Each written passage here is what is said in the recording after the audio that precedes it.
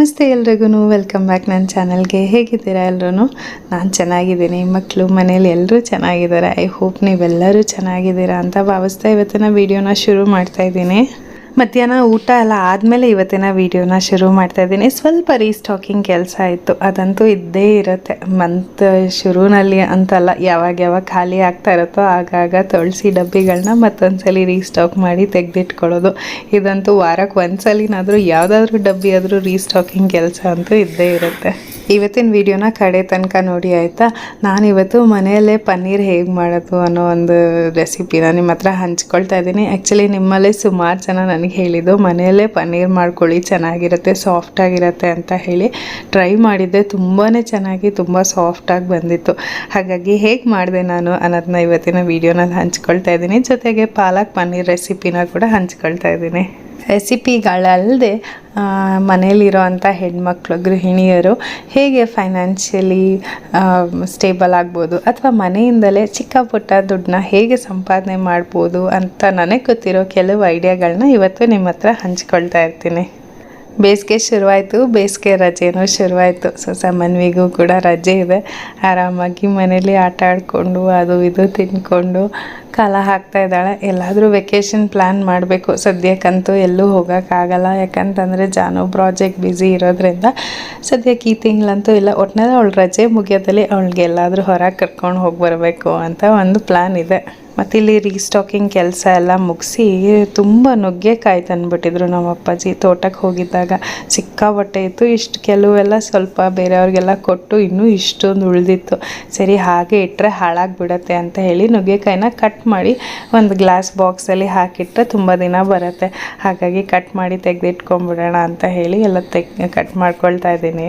ಈ ನುಗ್ಗೆಕಾಯಿ ಪ್ರತಿದಿನ ಮಾಡಿದ್ರೆ ಹೀಟ್ ಆಗಿಬಿಡುತ್ತೆ. ಅದು ಈ ಸಮ್ಮರಲ್ಲಂತೂ ಪ್ರತಿದಿನ ಎಲ್ಲ ಉಪಯೋಗಿಸೋಕ್ಕಾಗಲ್ಲ. ಅದು ಅಲ್ಲದೆ ಒಂದೇ ಥರ ಮಾಡ್ತಾಯಿದ್ರೆ ಮನೆಯಲ್ಲೂ ತಿನ್ನೋದಿಲ್ಲ. ಸಾಮಾನ್ಯ ಅಂತೂ ಏನಮ್ಮ ಇದೇ ಸಾಂಬಾರು ಮಾಡ್ತೀಯ ಅಂತ ಅಂದ್ಬಿಡ್ತಾಳೆ. ಹಾಗಾಗಿ ಕೆಲವು ಸಲ ಅದನ್ನು ಸೂಪ್ ಮಾಡೋದು, ಇಲ್ಲ ನಮ್ಮ ಅನಿರುದ್ಧಂಗೆ ಈ ನುಗ್ಗೆಕಾಯಿನ ಚೆನ್ನಾಗಿ ಬೇಯಿಸಿ ಸೂಪ್ ಥರ ಮಾಡಿ ಅದರಲ್ಲಿ ಅನ್ನ ಕಲಸಿ ಕೊಟ್ಬಿಡ್ತೀನಿ. ತುಂಬ ಇಷ್ಟ ಆಗುತ್ತೆ ಅವನಿಗದು. ಹೇಗೋ ಒಂದು ಸ್ಟೋರ್ ಮಾಡಿ ತೆಗೆದಿಟ್ಕೊಂಡ್ರೆ ಏನು ರೆಸಿಪಿನಾದರೂ ಮಾಡ್ಬೋದು ಅಂತ ಹೇಳಿ ಕಟ್ ಮಾಡ್ಕೊಳ್ತಾ ಇದ್ದೀನಿ. ಮತ್ತು ಇತ್ತೀಚೆಗೆ ಮೇ ಬಿ ಲಾಸ್ಟ್ 2 ವೀಡಿಯೋಗಳಿಂದ ಅನಿಸುತ್ತೆ, ಲಾಂಗ್ ವೀಡಿಯೋನಲ್ಲಿ ಎಸ್ಪೆಷಲಿ ಕೆಲವರು ವ್ಲಾಗಲ್ಲಿ ಗೊರಕೆ ಶಬ್ದ ಕೇಳಿಸ್ತಾ ಇದೆ ಅಂತ ಹೇಳಿದ್ದೀರ ಅಲ್ವಾ. ಆ್ಯಕ್ಚುಲಿ ಏನು ಗೊತ್ತಾ, ನಾನು ವಾಯ್ಸ್ ಓವರ್ ಕೊಡೋದೆ ಮಕ್ಕಳಿಬ್ಬರನ್ನ ಮಲಗಿಸಿದಾದ್ಮೇಲೆ. ಸೊ ಆವಾಗಲೇ ನನಗೊಂದು ಸ್ವಲ್ಪ ಫ್ರೀ ಟೈಮ್ ಇರುತ್ತೆ ಮತ್ತು ನೆಮ್ಮದಿಯಾಗಿ ವಾಯ್ಸ್ ಓವರ್ ಕೊಡ್ಬೋದು. ಮಕ್ಕಳೆಲ್ಲಿ ಎದ್ದುಬಿಡ್ತಾರೆ. ಇಲ್ಲ ವಾಯ್ಸ್ ಓವರ್ ಕೊಡ್ಬೇಕಾದ್ರೆ ಏನು ಗೊತ್ತಾ, 1 ಅವರ್ ನನಗಂತ ಸ್ಪೆಸಿಫಿಕ್ ಆಗಿರಬೇಕು. ಮಧ್ಯದಲ್ಲಿ ಡಿಸ್ಟರ್ಬೆನ್ಸ್ ಆದರೆ ಒಂಥರ ಬ್ರೇಕ್ ಆಗುತ್ತೆ. ವಾಯ್ಸ್ ಓವರಲ್ಲಿ ಕಂಟಿನ್ಯೂಟಿ ಇರಲ್ಲ. ಹಾಗಾಗಿ ರಾತ್ರಿ ಮಕ್ಕಳು ಮಲಗಿದ ಮೇಲೆ ನಾನು ವಾಯ್ಸ್ ಓವರ್ ಕೊಡೋದು. ಸೊ ಏನಾಯಿತು, ಮಕ್ಕಳು ಎದ್ದಿದ್ದು ಹುಷಾರಿರಲಿಲ್ವಲ್ಲ, ಕೋಲ್ಡ್ ಆಗಿತ್ತು. ಸೊ ಆಬ್ವಿಯಸ್ಲಿ ಮಧ್ಯದಲ್ಲಿ ಗೊರಕೆ ಶಬ್ದ ಕೇಳಿಸಿರುತ್ತೆ. 1-2-3 ಜನ ಸ್ಪಾಟ್ ಮಾಡಿದ್ವಿ ಅದನ್ನು. ವಾಯ್ಸ್ ಓವರಲ್ಲಿ ಮಧ್ಯದಲ್ಲಿ ಗೊರಕೆ ಶಬ್ದ ಕೇಳಿಸ್ತಾ ಇದೆ ಅಂತ. ಇಯರ್ ಪ್ಲಗ್ಸು ಅಥವಾ ಹೆಡ್ಫೋನ್ಸ್ ಹಾಕ್ಕೊಂಡು ಕೇಳಿಸ್ಕೊಳ್ಳೋರಿಗೆ ಕ್ಲಿಯರಾಗಿ ಗೊತ್ತಾಗುತ್ತೆ ಗೊರಕೆ ಶಬ್ದ ಇರೋದು. ಮತ್ತು ಅದಲ್ಲದೆ ಜನರಲಾಗಿ ಹಾಗೆ ಮೊಬೈಲಲ್ಲಿ ಇಲ್ಲ ಟಿ ವಿನಲ್ಲಿ ನೋಡೋರಿಗೆ ಅಷ್ಟಾಗಿ ಗೊತ್ತಾಗೋದಿಲ್ಲ.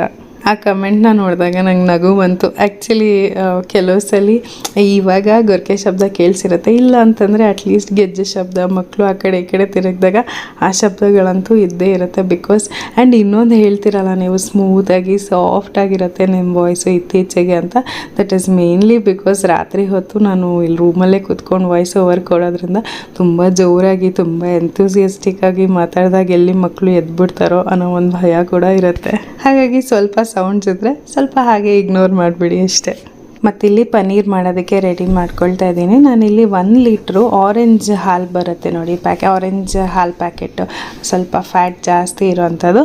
ಅದನ್ನು 1 ಲೀಟ್ರಷ್ಟು ತೊಗೊಂಡಿದ್ದೀನಿ. ಅದನ್ನು ತೊಗೊಂಡು ಕಾಯಕ್ಕೆ ಇಟ್ಕೊಂಡಿದ್ದೀನಿ. ಕೆನೆ ಕಟ್ಟದಿರೋ ಥರ ಆಗಾಗ ಒಂದು ಸ್ವಲ್ಪ ಹಾಗೆ ಕೈ ಆಡಿಸ್ತಾ ಇರಬೇಕು. ಚೆನ್ನಾಗಿ ಹಾಲು ಕಾಯ್ದು ಕುದಿ ಬಂದಿದೆ ಅಂತಂದಾಗ 1 ನಿಂಬೆಹಣ್ಣು ತೊಗೊಂಡಿದ್ದೀನಿ. ಆ್ಯಕ್ಚುಲಿ ಒಂದೇ ಒಂದು ಹೋಳು ನಿಂಬೆಹಣ್ಣು ಸಾಕು. ಆದ್ರೂ ನಾನು ಒಂದು ಪೂರ್ತಿ ಫಸ್ಟ್ ಟೈಮ್ ಅಲ್ವಾ ಮಾಡ್ತಿರೋದು, ಸೊ ಒಂದು ಪೂರ್ತಿ ನಿಂಬೆಹಣ್ಣು ಹಿಂಡಿದ್ದೆ. ಸ್ಟವ್ ಆನಲ್ಲಿ ಇದ್ದಂಗೆ ನಿಂಬೆಹಣ್ಣು ಹಿಂಡ್ಕೊಳ್ತಾ ಇದ್ದೀನಿ. ಅದಾದಮೇಲೆ 2 ನಿಮಿಷ ಆದ ತಕ್ಷಣ ಗ್ಯಾಸ್ ಆಫ್ ಮಾಡಿಬಿಡ್ಬೇಕು. ಒಂದು 2 ನಿಮಿಷ ಹಾಗೆ ಸೆಟ್ಲಾಗಕ್ಕೆ ಬಿಟ್ಬಿಡಬೇಕು. ಮಾಡೋದು ಬೇಡವೋ ಅನ್ನೋ ಒಂದು ಅನುಮಾನದಿಂದಲೇ ನಾನು ಇವತ್ತು ಪನ್ನೀರ್ ರೆಸಿಪಿ ಟ್ರೈ ಮಾಡಿದ್ದು. ಯಾಕಂತಂದರೆ ಇಷ್ಟು ದಿನ ಅಂಗಡಿಯಲ್ಲಿ ಸಿಗೋ ಅಂಥದ್ದೇ ಮಾಡ್ತಾಯಿದ್ದೆ, ಅದೇ ರುಚಿಗೆ ಒಂಥರ ಹೋಗಿದ್ವಿ. ಸರಿ ಮನೆಯಲ್ಲೇ ಮಾಡೋಣ, ಬಿಕಾಸ್ ಪನ್ನೀರ್ ಬಗ್ಗೆ ಸುಮಾರಷ್ಟು ಕೇಳ್ತಾ ಇರ್ತೀವಲ್ವ, ಒರಿಜಿನಲ್ ಇರಲ್ಲ, ಏನೇನೋ ಮಿಕ್ಸ್ ಇರುತ್ತೆ, ಸಿಂಥೆಟಿಕ್ ಪನ್ನೀರು ಅದು ಇದು ಅಂತ ಮಕ್ಳಿಗೆ ಬೇರೆ ಕೊಡೋದ್ರಿಂದ ಯಾಕೆ ಆ ಥರ ಕೊಡಬೇಕು, ಒಂದ್ಸಲಿ ಟ್ರೈ ಮಾಡಿ ನೋಡೋಣ, ಚೆನ್ನಾಗಿ ಬಂದರೆ ಸರಿ, ಇಲ್ಲ ಅಂತಂದರೆ ಪರವಾಗಿಲ್ಲ ಅಂತ ಹೇಳಿಬಿಟ್ಟು ಟ್ರೈ ಮಾಡಿದೆ. ಆದರೆ ಇಟ್ ಟರ್ನ್ಡ್ ಔಟ್ ಪರ್ಫೆಕ್ಟ್ಲಿ, ತುಂಬ ಚೆನ್ನಾಗಿ ಬಂತು. 2 ನಿಮಿಷ ಸೆಟ್ಲಾದಮೇಲೆ ಒಂದು ಸೋರೋ ಬಟ್ಲ ಮೇಲೆ ಒಂದು ತೆಳುವಾಗಿರೋ ಬಟ್ಟೆ ಹಾಕ್ಕೊಂಡಿದ್ದೀನಿ, ಅದ್ರ ಮೇಲೆ ಸೋಸ್ಕೊಳ್ತಾ ಇದ್ದೀನಿ. ಅದನ್ನು ಸೋಸ್ಕೊಂಡು ತೆಕ್ಕೊಂಡು ಆ ನೀರನ್ನೆಲ್ಲ ಆ್ಯಕ್ಚುಲಿ ಚೆಲ್ಲಬಾರ್ದು, ಏನಕ್ಕಾದರೂ ಉಪಯೋಗಿಸ್ಕೋಬೇಕು, ಅದು ಪ್ರೋಟೀನ್ ಅಂತೆಲ್ಲ ಹೇಳ್ತಾರೆ. ಬಟ್ ನನಗೆ ಅದು ಒಂಥರ ವಾಸನೆ ಅಷ್ಟಾಗಿ ಇಷ್ಟ ಆಗೋದಿಲ್ಲ. ಆಮೇಲೆ ಅದನ್ನು ಚಪಾತಿಗೋ ಇನ್ನೇನಕ್ಕಾದರೂ ಹಾಕಿ ಅದೊಂಥರ ಅನಿಸುತ್ತೆ. ಹಾಗಾಗಿ ಅದನ್ನು ಚೆಲ್ಬಿಟ್ಟು ಮತ್ತೊಂದು ಸಲ ಇದಕ್ಕೆ ಬಿಸಿ ನೀರು ಹಾಕ್ಕೊಂಡು ತೊಳ್ಕೊಳ್ತಾ ಇದ್ದೀನಿ. ಬಿಕಾಸ್ ನಿಂಬೆಹಣ್ಣು ಹಿಂಡ್ಕೊಂಡಿರ್ತೀವಲ್ವ, ಆ ಹುಳಿ ವಾಸನೆ ಇಲ್ಲದೆ ಇರಲಿ ಅಂತ ಹೇಳಿ ಮತ್ತೊಂದು ಸಲ ಬಿಸಿನೀರಲ್ಲಿ ಇನ್ನೊಂದ್ಸಲಿ ಚೆನ್ನಾಗಿ ನೀರು ಹಾಕ್ಕೊಂಡು ತೊಳ್ಕೊಂಡು ಚೆನ್ನಾಗಿ ನೀರು ಸೋರ್ಸೋವರೆಗೂ ಹಿಂಡ್ಕೊಂಬಿಡ್ಬೇಕು. ಲಾಸ್ಟ್ ಟೈಮ್ ನಾನು ಮನೇಲಿ ಪನ್ನೀರ್ ಟ್ರೈ ಮಾಡ್ಬೋದಾ ಹೇಳಿ ಅಂತ ಕೇಳಿದ್ದೆ ಅಲ್ವಾ, ಸುಮಾರು ಜನ ಹೇಳಿದ್ರಿ ಮಾಡಿ ಚೆನ್ನಾಗಿ ಬರುತ್ತೆ, ಸಾಫ್ಟಾಗಿ ಬಂದಿರುತ್ತೆ ಅಂತ. ಅದರಲ್ಲೂ ಕೆಲವರಂತೂ ಕರೆಕ್ಟಾಗಿ ಮೆಜರ್ಮೆಂಟ್ ಜೊತೆಗೆ ಹೇಳಿದ್ರಿ, ಇಷ್ಟೇ ತಗೊಳ್ಳಿ ಹಾಲು, ಇಷ್ಟೇ ನಿಂಬೆಹಣ್ಣು ಹಾಕಿ ಅಂತೆಲ್ಲ ತುಂಬ ಪರ್ಫೆಕ್ಟಾಗಿ ಹೇಳಿದ್ರಿ. ನಾನು ಆ್ಯಕ್ಚುಲಿ ಯಾವುದೂ ವೀಡಿಯೋಸ್ ಕೂಡ ನೋಡೋಕ್ಕೆ ಹೋಗಲಿಲ್ಲ, ಅದನ್ನು ನೀವುಗಳು ಹೇಳಿದ್ದನ್ನೇ ಮನಸ್ಸಲ್ಲಿ ಇಟ್ಕೊಂಡು ಮಾಡಿದಂಥ ಪನ್ನೀರ್ ರೆಸಿಪಿ. ಆದರೆ ಆ್ಯಕ್ಚುಲಿ ನಾನು ಏನು ಮಿಸ್ಟೇಕ್ ಮಾಡಿದೆ ಅಂತ ಅಂದರೆ 2 ಲೀಟ್ರ್ ಹಾಲು ತಗೊಳ್ಬೇಕಾಗಿತ್ತು. ಆದರೆ ನಾನು ಫಸ್ಟ್ ಟೈಮ್ ಅಲ್ವಾ ಟ್ರೈ ಮಾಡ್ತಿರೋದು, ಮತ್ತು ಚೆನ್ನಾಗಿ ಬಂದಿಲ್ಲ ಅಂತಂದರೆ ವೇಸ್ಟ್ ಆಗೋದ್ರೆ ಫಸ್ಟ್ ಟ್ರೈ ಮಾಡಿ ನೋಡೋಣ ಅಂತ ಹೇಳಿ 1 ಲೀಟ್ರ್ ಹಾಲು ತಗೊಂಡು ಟ್ರೈ ಮಾಡಿದೆ. ಈಗ ಇಲ್ಲಿ ನೋಡಿ, ನೀರೆಲ್ಲ ಪೂರ್ತಿ ಹಿಂಡಿದ ಮೇಲೆ ಅದನ್ನು ಈ ಥರ ಪನ್ನೀರ್ ಮಾಡೋದು ಸಿಗುತ್ತೆ ಆನ್ಲೈನಲ್ಲಿ, ಬೇಕಿದ್ರೆ ಲಿಂಕ್ ಕೊಟ್ಟಿರ್ತೀನಿ, ಅದರಲ್ಲಿ ಹಾಕಿಬಿಟ್ಟು ಏನಾದರೂ ಒಂದು ಭಾರವಾಗಿರೋದನ್ನ ಅದ್ರ ಮೇಲೆ ಹಾಕಿ ಇಟ್ಬಿಡಬೇಕು. ಒಂದು 15 ನಿಮಿಷ ಬಿಟ್ಟರೆ ಪನ್ನೀರ್ ರೆಡಿ ಆಗೋಗುತ್ತೆ. ತುಂಬಾ ಸುಲಭ, ಇಷ್ಟು ಸುಲಭವಾಗಿ ಮಾಡ್ಕೊಳ್ಬೋದು ಅಂತ ಖಂಡಿತವಾಗ್ಲೂ ಗೊತ್ತಿರಲಿಲ್ಲ. ಸೊ ಇನ್ಮೇಲೆ ಹೊರಗಡೆಯಿಂದ ಪನ್ನೀರ್ನ ನಾನು ತರಿಸೋದೇ ಇಲ್ಲ, ಮನೇಲೇ ಆರಾಮಾಗಿ ಮಾಡ್ಕೊಳ್ತೀನಿ.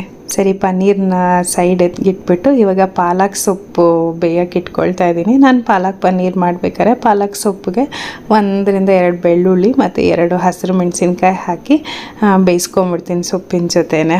ಪಾಲಕ್ ಸೊಪ್ಪು ಚೆನ್ನಾಗಿ ಬೆಂದ ಮೇಲೆ ಅದನ್ನು ಹಾಗೆ ಗ್ರೈಂಡ್ ಮಾಡ್ಕೊಳ್ಳೋದಕ್ಕಿಂತ ಈ ಥರ ಐಸ್ ನೀರಲ್ಲಿ ಹಾಕಿ ತೆಗೆದುಕೊಂಡು ಮತ್ತು ಗ್ರೈಂಡ್ ಮಾಡಿಕೊಂಡ್ರೆ ಕಲರ್ ತುಂಬ ಚೆನ್ನಾಗಿರುತ್ತೆ, ಹಸಿರಾಗಿರುತ್ತೆ, ಬ್ಲಾಂಚಿಂಗ್ ಅಂತ ಹೇಳ್ತಾರೆ ಇದಕ್ಕೆ. ಸುಮಾರು ಜನ ಪಾಲಕ್ ಪನ್ನೀರ್ ರೆಸಿಪಿ ಇದೇ ಥರನೇ ಮಾಡ್ತಿರ್ತೀರ, ಆದರೂ ಒಂದ್ಸಲಿ ನಾನು ಹೇಗೆ ಮಾಡ್ತೀನಿ ಅಂತ ನಿಮ್ಮ ಹತ್ರ ಹಂಚ್ಕೊಳ್ತಾ ಇದ್ದೀನಿ ಅಷ್ಟೇ. ಸರಿ, ಈಗ ಬೆಂದಿರೋ ಪಾಲಕ್ನ ಈಗ ಐಸ್ ನೀರಲ್ಲಿ ಹಾಕ್ಕೊಂಡು ಅದಾದಮೇಲೆ ರುಬ್ಕೊಳ್ತೀನಿ. ಮತ್ತು ನಿಮಗೆ ಒಂಥರ ಕ್ರೀಮಿಯಾಗಿ ಇನ್ನೂ ರಿಚ್ ಆಗಿರಬೇಕು ಪಾಲಕ್ ಪನ್ನೀರ್ ಅಂತಂದರೆ ಗೋಡಂಬಿ ಸ್ವಲ್ಪ ಮತ್ತು ಮೆಲನ್ ಸೀಡ್ಸ್ ಬರುತ್ತೆ ನೋಡಿ, ಅದು 2 ಹಾಲಲ್ಲಿ ಅಥವಾ ನೀರಲ್ಲಿ ಯಾವ ಥರಲ್ಲಾದರೂ ಸರಿ ಒಂದು ಅರ್ಧ ಗಂಟೆ ನೆನೆಸಿಟ್ಕೊಂಡಿರಿ. ಅದನ್ನು ಚೆನ್ನಾಗಿ ನುಣ್ಣಗೆ ಗ್ರೈಂಡ್ ಮಾಡ್ಕೊಂಡು ಪೇಸ್ಟ್ ಮಾಡಿ ತೆಗೆದಿಟ್ಕೊಳ್ಳಿ.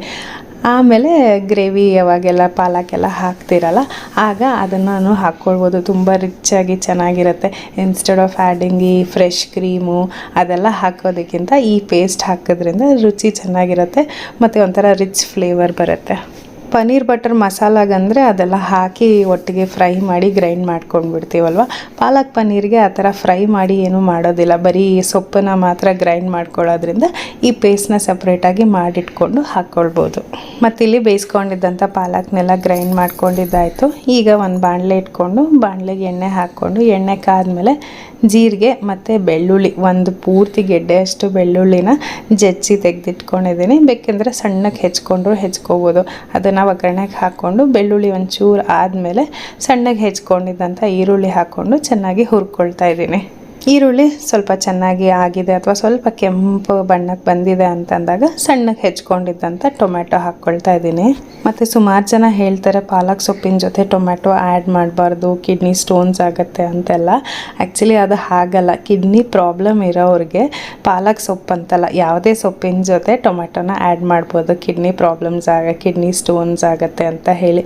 ಬಟ್ ನಾರ್ಮಲ್ ಆಗಿದ್ದೀರಾ, ಏನೂ ತೊಂದರೆ ಇಲ್ಲ ಅಂತಂದರೆ ಟೊಮೆಟೊ ಹಾಕೋದ್ರಿಂದ ಏನು ಕಿಡ್ನಿ ಸ್ಟೋನ್ಸ್ ಆಗಲ್ಲ, ಭಯ ಪಡೋ ಅವಶ್ಯಕತೆ ಇಲ್ಲ. ಸೊ ಟೊಮೆಟೊ ಹಾಕ್ಕೊಂಡು ಹುರ್ಕೊಳ್ತಾ ಇದ್ದೀನಿ. ಟೊಮೆಟೊ ಆಗೋ ಅಷ್ಟರಲ್ಲಿ ನೋಡಿ ಇಲ್ಲಿ ಪನ್ನೀರು ಎಷ್ಟು ಚೆನ್ನಾಗಿ ಬಂದಿದೆ. ನಂಗೆ ಅದನ್ನು ನೋಡಿ ತುಂಬ ಖುಷಿ ಆಗೋಯ್ತು. ಮೊದಲನೇ ಸಲ ಏನೋ ಒಂದು ಟ್ರೈ ಮಾಡಿ ಅದೆಷ್ಟು ಚೆನ್ನಾಗಿ ಬಂದುಬಿಟ್ರೆ ಎಷ್ಟು ಖುಷಿ ಆಗುತ್ತೆ ಅಲ್ವಾ. ಅದೇ ಥರನೇ ನನಗೂ ಅನ್ನಿಸ್ತು. ಸೊ ಪನ್ನೀರ್ ಎಷ್ಟು ಚೆನ್ನಾಗಿ ರೆಡಿಯಾಗಿದೆ ಮತ್ತು ಕಟ್ ಮಾಡೋಕ್ಕೂ ಅಷ್ಟೇ ನೀಟಾಗಿ ಬಂತು. ಅದಾದಮೇಲೆ ನಾನೆಲ್ಲೋ ತುಂಬ ಸಾಫ್ಟಾಗಿ ಆಗಿಬಿಡುತ್ತೆ, ಎಲ್ಲೋ ಉದ್ರುದ್ರಾಗಿ ಆಗಿಬಿಡುತ್ತೇನೋ ಅಂತೆಲ್ಲ ಭಯ ಪಟ್ಕೊಂಬಿಟ್ಟಿದ್ದೆ. ಆದರೆ ಎಷ್ಟು ನೀಟಾಗಿ ಸಾಫ್ಟಾಗಿ ಸ್ಪಾಂಜಿಯಾಗಿ ತುಂಬ ಚೆನ್ನಾಗಿ ಬಂದಿತ್ತು. ಮತ್ತಿಲ್ಲಿ ಟೊಮೆಟೊ ಆಗಿದೆ. ಇದಕ್ಕೆ ನಾನು ಖಾರದ ಪುಡಿ, ಧನಿಯಾ ಪುಡಿ ಮತ್ತು ಒಂದು ಸ್ವಲ್ಪ ಗರಂ ಮಸಾಲ ಇಷ್ಟನ್ನು ಹಾಕ್ಕೊಳ್ತಾ ಇದ್ದೀನಿ. ಬೇಕಿದ್ದರೆ ಕೆಲವರೆಲ್ಲ ಜೀರಿಗೆ ಪುಡಿ ಅದೆಲ್ಲನೂ ಹಾಕ್ಕೊಳ್ತಾರೆ. ನಾನು ಒಗ್ಗರಣೆಗೆ ಜೀರಿಗೆ ಹಾಕ್ಕೊಂಡಿರೋದ್ರಿಂದ ಇಲ್ಲಿ ಜೀರಿಗೆ ಪುಡಿ ಹಾಕ್ಕೊಳ್ತಲ್ಲ. ಸಿಂಪಲ್ ಬೇಸಿಕ್ ಮಸಾಲೆಗಳನ್ನ ಮಾತ್ರ ಹಾಕ್ಕೊಂಡಿದ್ದೀನಿ. ಇಷ್ಟನ್ನು ಹಾಕ್ಕೊಂಡು ಒಂದು ಸ್ವಲ್ಪ ಚೆನ್ನಾಗಿ ಎಣ್ಣೆ ಬಿಡೋವರೆಗೂ ಹುರ್ಕೊಳ್ಬೇಕು. ಇಷ್ಟಾದಮೇಲೆ ಎಣ್ಣೆ ಒಂಚೂರು ಬಿಡ್ತಾ ಇದೆ ಅಂತ ಅಂದಾಗ ನಾವು ಪಾಲಕ್ ಸೊಪ್ಪು ಏನು ರುಬ್ಬಿಟ್ಕೊಂಡಿರ್ತೀವಲ್ವ ಅದನ್ನು ಹಾಕ್ಕೊಳ್ಬೇಕು. ಕಲರ್ ನೋಡಿ ಎಷ್ಟು ಚೆನ್ನಾಗಿದೆ ಅಲ್ವಾ. ನೀವು ಬ್ಲ್ಯಾಂಚ್ ಮಾಡಿದೆ ಅಂದರೆ ಐಸ್ ನೀರಲ್ಲಿ ಹಾಕದೆ ಹಾಗೆ ಹಾಕಿದ್ರೆ ಕಲರ್ ಒಂದು ಸ್ವಲ್ಪ ಡಿಮ್ ಆಗುತ್ತೆ ಈ ಮಸಾಲೆಗಳ ಜೊತೆ ಎಲ್ಲ ಸೇರಿಕೊಂಡಾಗ. ಅದೇ ಈ ಥರ ಮಾಡಿ ಹಾಕಿದಾಗ ಪೂರ್ತಿ ಗ್ರೇವಿ ಹಸಿರಾಗಿ ಇರುತ್ತೆ, ಕಲರ್ ಅಷ್ಟು ಬೇಗ ಚೇಂಜ್ ಆಗಲ್ಲ.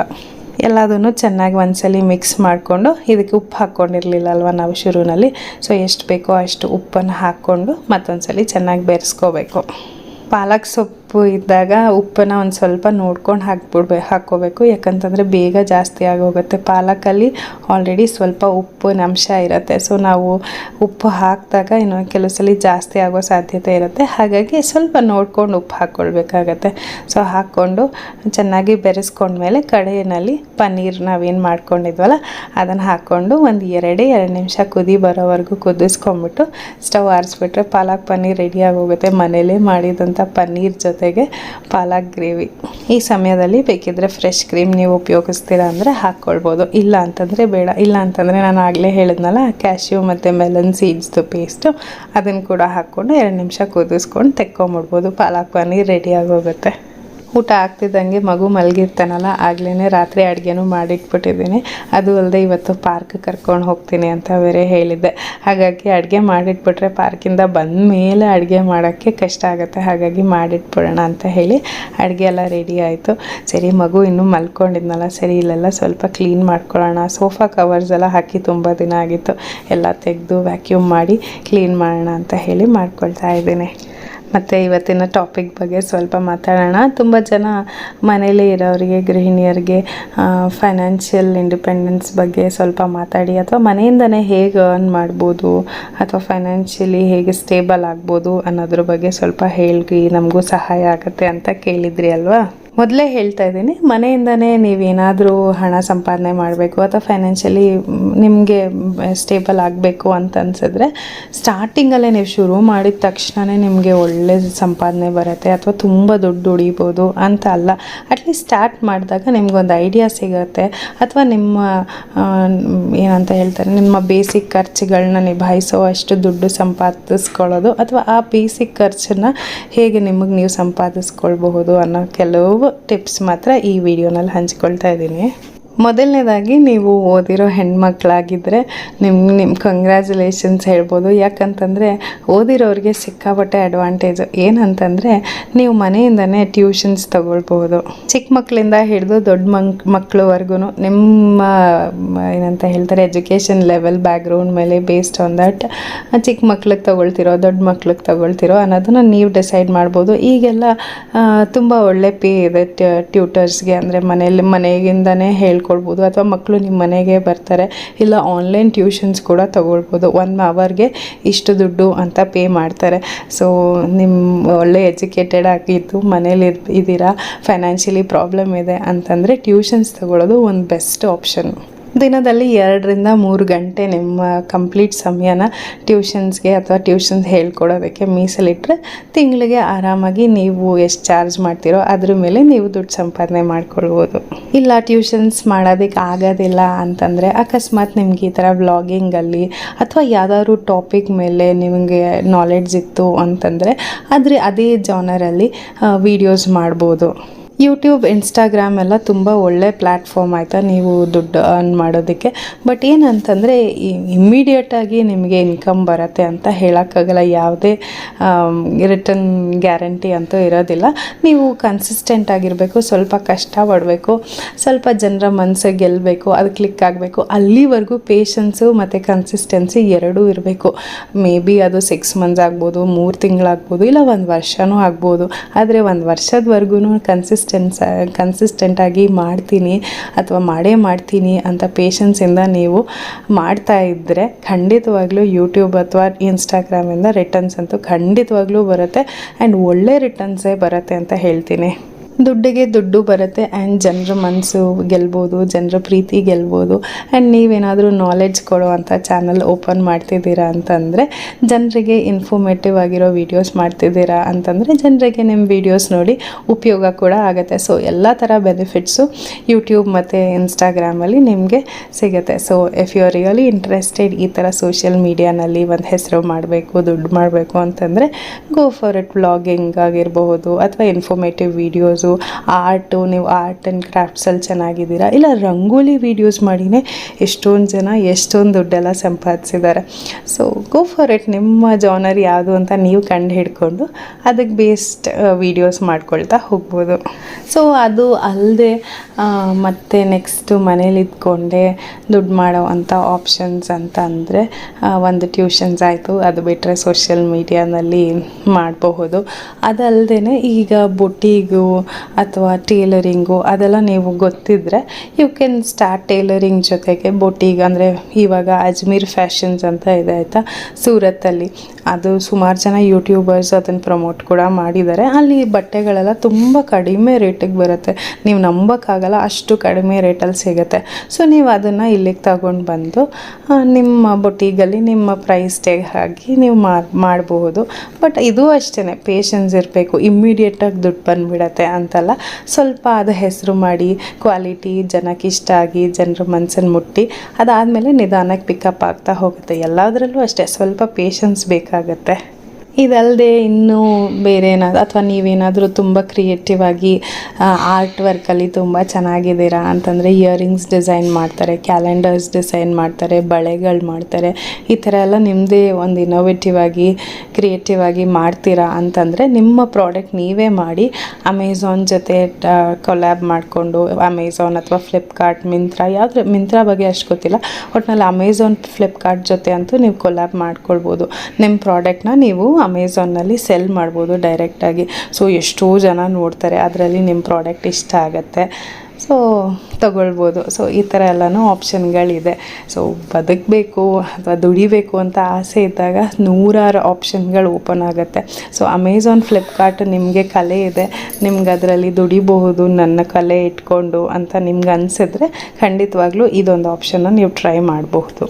ಆದರೆ ಪ್ರತಿಯೊಂದರಲ್ಲೂ ಅಷ್ಟೇ, ನೀವು ಶುರು ಮಾಡಿದ ತಕ್ಷಣ ನಿಮಗೆ ಸಾವಿರ ಲಕ್ಷಗಟ್ಟಲೆ ದುಡ್ಡು ಬಂದುಬಿಡತ್ತೆ ಅಂತಲ್ಲ. ಎಲ್ಲದರಲ್ಲೂ ಸ್ವಲ್ಪ ಸ್ಟಾರ್ಟಿಂಗಲ್ಲಿ ಸ್ಲೋ ಆಗಿಯೇ ಹೋಗ್ಬೋದು. ಕೆಲವ್ರಿಗೆ ಬಿಗಿನರ್ಸ್ ಲಕ್ ಅಂತ ಸ್ಟಾರ್ಟಿಂಗಲ್ಲೇ ಬಂದುಬಿಡ್ಬೋದು, ಹೇಳೋಕ್ಕಾಗಲ್ಲ. ಆದರೆ ಇಟ್ ವಿಲ್ ಗೋ ಸ್ಲೋಲಿ, ಸ್ಟಡಿಯಾಗಿ ಹೋಗ್ತಾ ಇರುತ್ತೆ. ಅದಾದಮೇಲೆ ಪಿಕಪ್ ಆಗುತ್ತೆ. ಒನ್ಸ್ ಪಿಕಪ್ ಆಯಿತು ನಿಮ್ಮ ಇನ್ಕಮ್ ತುಂಬಾ ಚೆನ್ನಾಗಿ ಬರ್ತಾ ಇರುತ್ತೆ. ಸೊ ನೋಡಿ, ನಿಮಗೆ ಇಷ್ಟ ಆಗುವಂತಹ ಯಾವುದು ನಿಮ್ಮ ಇದಕ್ಕೆ ಸೂಟ್ ಆಗುತ್ತೆ ಅಥವಾ ನಿಮ್ಮ ಟೈಮ್ ಲೈನ್ಸ್ಗೆ ಅಥವಾ ನಿಮ್ಮ ಏನಂತ ಹೇಳ್ತಾರೆ ನಿಮ್ಮ ಇಂಟ್ರೆಸ್ಟ್ಗೆ ಯಾವ್ದು ಸೂಟ್ ಆಗುತ್ತೆ ಅದನ್ನು ಆಯ್ಕೆ ಮಾಡಿಕೊಂಡು ನಿಮ್ಮ ಫೈನಾನ್ಷಿಯಲಿ ಫ್ರೀಡಮ್ನ ನೀವು ಕಂಡುಕೊಳ್ಬೋದು. ಆ್ಯಸ್ ನಾನು ಹೆಂಗೆ ಕಂಡುಕೊಂಡಿದ್ದೀನಿ ನನ್ನ ಯೂಟ್ಯೂಬ್ ಜರ್ನಿನಲ್ಲಿ. ವ್ಲಾಗಿಂಗ್ ನಾನು ಶುರು ಮಾಡಿದಾಗ ನಾನು ಸುಮಾರು ವೀಡಿಯೋಗಳಲ್ಲಿ ಹಂಚ್ಕೊಂಡಿದ್ದೀನಿ. ಇಮಿಡಿಯೇಟಾಗಿ ನಮಗೂ ಏನು ಇನ್ಕಮ್ ಬರಲಿಲ್ಲ ಅಥವಾ ಇಮಿಡಿಯೇಟಾಗಿ ಇಷ್ಟಿಷ್ಟು ವ್ಯೂಸು ಸಬ್ಸ್ಕ್ರೈಬರ್ಸ್ ಎಲ್ಲ ಬರಲಿಲ್ಲ. ಕನ್ಸಿಸ್ಟೆನ್ಸಿ, ಪೇಷನ್ಸ್ ಎಲ್ಲ ಮುಖ್ಯ ಆಗುತ್ತೆ. ಅದೆಲ್ಲ ಆದಮೇಲೆ ಈಗ ನಮಗೊಂದು ಸ್ಟೇಬಲ್ ಇನ್ಕಮ್ ಬರ್ತಾ ಇದೆ ಅಷ್ಟೇ. ಇದಿಷ್ಟು ನನಗೆ ಗೊತ್ತಿರೋ ಅಂಥ ಗೃಹಿಣಿಯರಿಗೆ ಉಪಯೋಗ ಆಗಬಹುದಾದಂಥ ಕೆಲವು ಫೈನಾನ್ಷಿಯಲಿ ಸ್ಟೇಬಲ್ ಆಗುವಂಥ ಕೆಲವು ಐಡಿಯಾಸ್. ನಿಮ್ಗೆ ಯಾವ್ದು ಸೂಟ್ ಆಗುತ್ತೆ ಅದನ್ನು ನೀವು ಆಯ್ಕೆ ಮಾಡಿಕೊಂಡು ಇಂಪ್ಲಿಮೆಂಟ್ ಮಾಡ್ಕೊಳ್ಬೋದು. ಮತ್ತಿಲ್ಲಿ ಮಕ್ಕಳ ಜೊತೆ ಪಾರ್ಕ್ ಬಂದಿದೆ, ತುಂಬಾ ಖುಷಿಯಾಗಿ ಇಬ್ಬರು ಆಡ್ತಿದ್ದಾರೆ. ನಮ್ಮ ಅನಿರುದ್ಧಂಗೆ ಮೊದಲನೇ ಸಲ ನಾನು ಪಾರ್ಕಿಗೆ ಕರ್ಕೊಂಬಂದಿದ್ದು. ತುಂಬಾ ಖುಷಿಯಾಗಿ ಫುಲ್ಲು ಆಟ ಆಡಿಕೊಂಡು ಅವ್ನಿಗೆ ಮನೆಗೆ ಹೋಗೋಕ್ಕಂತೂ ಮನಸ್ಸೇ ಇರಲಿಲ್ಲ. ಇನ್ನು ಸಮ್ಮನ್ ತನ್ವಿಗಂತೂ ಹೇಳೋದೇ ಬೇಡ, ಪಾರ್ಕಿಗೆ ಬಂದರೆ ಎಷ್ಟೊತ್ತಾದರೂ ಇನ್ನೊಂದು ಸ್ವಲ್ಪ ಹೊತ್ತು ಅಂತ ಹೇಳ್ತಾನೆ ಇರ್ತಾಳೆ.